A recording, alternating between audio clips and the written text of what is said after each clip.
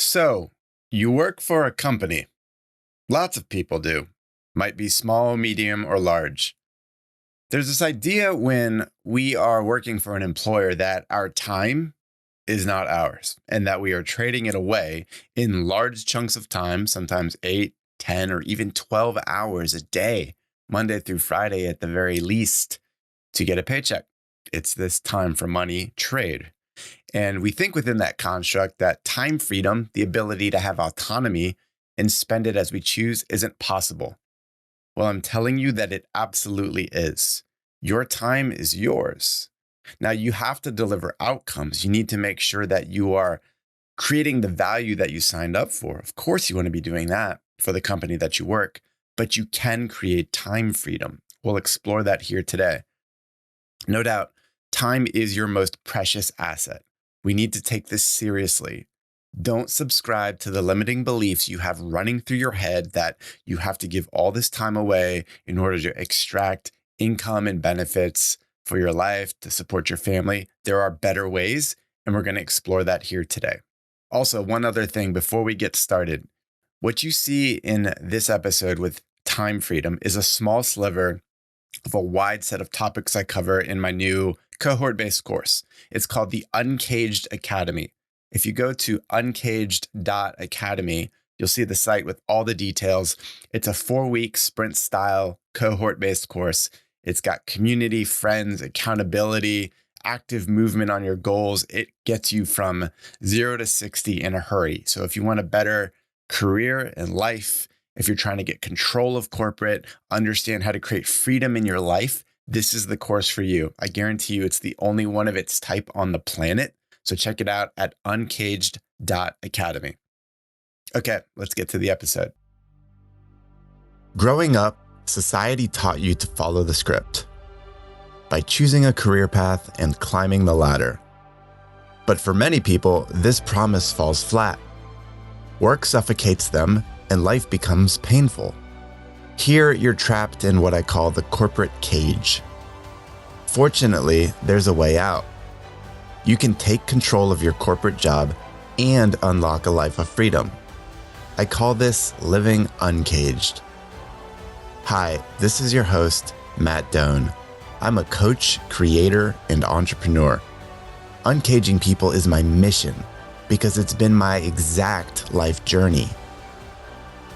This show provides you the stories, principles, and tactics to make it happen. Welcome to Uncage Yourself.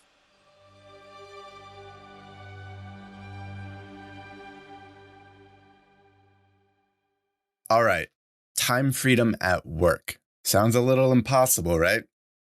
It's not. I've built it. A lot of my clients are. It's something, especially since COVID's hit, that we need to take seriously. We tasted what time freedom was like. Now we're going to take it back for ourselves and stick with it our whole lives. So in this episode, 3 things that we're going to cover. Number 1 is this caged feeling that we have. What is it? Why is it? Number 2 is when work overtakes your life, what are the symptoms of that? How does it come to fruition? How do we then start to deal with it? And then thirdly, we're going to talk about 3 strategies with actual tactics for creating time freedom in your corporate environment. It's very possible. All right. So stick with me here.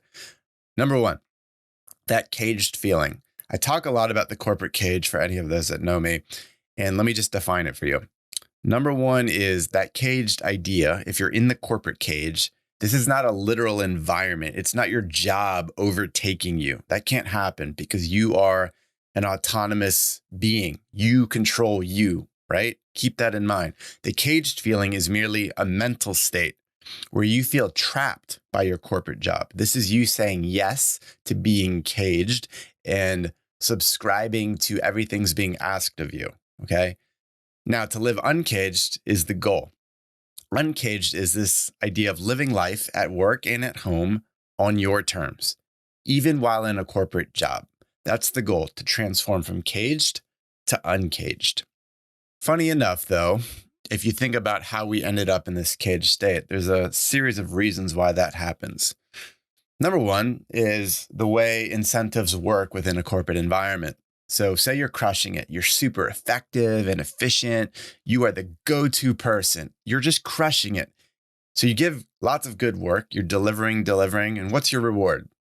Well, maybe a small percentage increase in pay every year and a little bit of a bonus. That's good. But the real reward is you get more work. Do more work, get more work. And the vicious cycle continues. It's a it's a strange phenomenon where you start to get really good and your incentives for doing so actually fall down as you go. And we'll cover that here more in a moment. So just know that that's something we have to wrestle with. The more good work you do, the more work you get. And you have to ask yourself, is it worth it? Secondly, why we feel caged is we are wired to conform. It's actually an evolutionary advantage. If you look back thousands of years in our early lives as humans, to stay alive in our tribe, we had to conform, say yes to standards, protocols, safety procedures. Otherwise, we would get cast out into the woods and we might get eaten or we might freeze to death. So there's lots of reasons that we had to conform because it was good for our survival. And yet that has stuck with us over the thousands of years that we are up to this point. And we are wired to conform. And it's good in some respects where, say, you're starting your career early on, the first 10 years, you want to do a lot of the same things as other people, get the same credentials, make the same moves, go through the same companies, get the same types of roles, because outside in, it looks like you are a capable person and people will give you opportunities because you're getting a foothold by conforming. But soon enough, that starts to change and you feel this pain inside, at least for people like you and I, where you can't conform anymore. So how did we get to this point where we start to feel this pain of conformity? Well, look back over the last 100 years in particular. When Henry Ford brought to us this beautiful gift of the assembly line and creating all his Model Ts, he gave us a very structured way of being and spending a certain amount of time at work in order to give a certain amount of output so that the whole machine could work, the whole business could work and create value out to the world. This ignited, as you go forward, the whole idea of the rat race, where you just had to work the same way as everyone else. But if you worked harder and faster and kept going, you were the one who had the competitive advantage. You were the one who got the better title, the better salary. So you start to see people basically on hamster wheels as the 1900s progressed all the way until the 21st century now, where we see lots of people just playing games. We're playing lots of games of rat racing, and it's a difficult place to be. And then we got to COVID. When we hit COVID in 2020, we all just came screeching to a stop because the world stopped. We got this taste of freedom. We had never felt this in our lifetimes, at least in the working world, where we got to spend time with family, think about self-care, reflect on what mattered most to us in life. And we're like, ooh, this taste of freedom, this is good. We love this. And then 2022 hits, the vaccine really starts to come out in full force, things get better, and they want you back at work. They want you taking advantage of these digital tools, always on. We had this taste of freedom, and now we're having to let go of it. And it's painful. We can't deal with that. We need that freedom in our life. So this taste of freedom that we got through COVID is something that we want more of. And that's the whole idea that we're talking about here today, is creating time freedom at work. Now that we got a taste of it, how do we create more? I'd propose that there are 5 types of freedom. Number 1 is time freedom, which we're diving deep on today. But we also have to consider the other 4 types of freedom that I talk about that we want in our lives. We want financial freedom, of course, because that unlocks a lot of good. We want freedom of purpose so that we can spend time doing what means most to us. We want freedom of relationships so that we can spend time around people that uplift us and bring us to a better state. And we also want health freedom. We want sound mind and body to keep us going year over year for the long term, because we want to live a well-lived life. So we've got this 5-point idea of freedom, a freedom framework, if you will. And time freedom is really the big thing that we're trying to make progress on right now. And realize first and foremost that to get time freedom, it's a choice. Once you commit to it, you start designing towards it and you start taking action that makes it real in your life. To play this game, though, we have to understand that we have to make a strategic decision that we're choosing outcomes over hours. That's the way that you create time freedom at work. The idea is outcomes are the specific things you need to deliver to create value within your corporate environment. And you are sacrificing playing the game the same way as everyone else. Okay. So that's the main idea. So, what are the three strategies for creating time freedom? Number one, know thyself. Number two, I'll call learn their game, which is the corporate game. And number three is design your game. So let's walk through those three strategies. Know thyself. Here is a series of tactics that you'll want to employ so that you know yourself first and foremost, because you can't make any progress if you don't know yourself deeply. Got to have a vision for your life. It's got to be a crystallized thing that excites you every day so that you're pulled towards something. You have to have a why for creating time freedom at work. You also have to have a very utilitarian view, if I could use that word, on how your career, how your professional life enables it. Think about your job or your many jobs over the course of your lifetime as creating utility in your world. It gives you income, benefits, relationships that open doors, and you have to figure out how career is enabling that vision for your life, that lifestyle you crave. Also, going deep on knowing thyself, you want to understand your unique ability, those skills, interests, and peculiarities that make you one of one. You are a specific person. There is no copy of you, and you need to be able to bet on that. Also, understand the things that energize and drain you in life. Once you start to understand what energizes you, that's where you want to spend more time towards. If it's certain projects or people or places in this world, we need to gravitate more towards that. And lastly, for knowing thyself, I talk about this one a lot, is know your matrix. Know the set of limiting beliefs you've accepted or the invisible scripts that are running your mind that you need to spot, critique, and break with, because you need to replace those with healthier ones. So that's know thyself. That's the first strategy for time freedom. Second one is learn their game. This is the corporate game happening around you, where if you understand what's happening externally, you can plug into it. It's, say you're playing Monopoly. You need to know the rules in order to win, and then you play with your own strategy in order to be the victor. So in learning their game, you'll first want to analyze local culture, because all culture is local culture. It's what you experience with your local team, your local group, your project. That's your reality. It's not the whole company. You don't experience culture at that level. It's too big. So think about the local culture, the personalities, the power dynamics happening around you so that you understand what's transpiring. You also want to detect what I call incentive structures. What is rewarded? What is not rewarded? Look at the people around you, especially 1 to 2 steps ahead. How have they been rewarded? How have they been promoted? How have they been given stronger bonuses than other people? Know what is rewarded in your environment. Third point, understand the point of diminishing returns.